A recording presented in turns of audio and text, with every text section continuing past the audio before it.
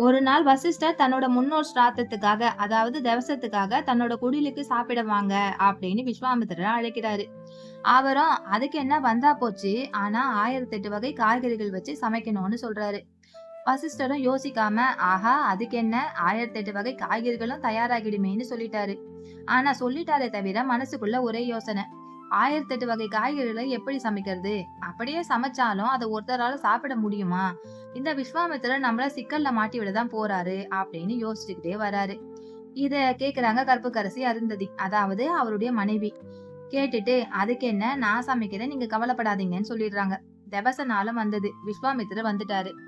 அவருடைய இலையில பாகற்காய் கறி, பலாப்பழம், பிரண்டை துவையல் இவைகளோடு ஒரு வாழை இலையில எவ்வளவு காய்கறிகள் வைக்க முடியுமோ அவை மட்டும்தான் இலையில இருந்தது. உடனே விஸ்வாமித்திரர் ரொம்ப கோவமா, என்ன இது, 1008 வகை காய்கள் எங்கே அப்படின்னு கேக்குறாரு.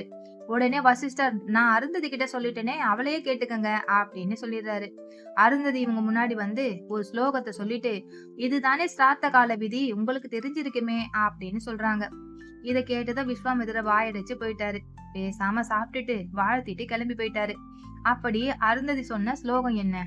காரவல்லி சதம் சைவ வஜ்ரவல்லி சதத்ரயம் பனசம் ஷட் சதம் சைவ ஸ்ராத்த காலே விதியதே.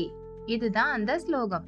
அதாவது, ஒரு ஸ்ராத்த திதி என்று சமைக்கப்படும் சமையலில் பாகற்காய் கறி 100 காய்களுக்கு சமம், பிரண்டை துவையல் 300 காய்களுக்கு சமம், பலாப்பழம் 600 காய்களுக்கு சமம் என்று பாடல் சொல்கிறது.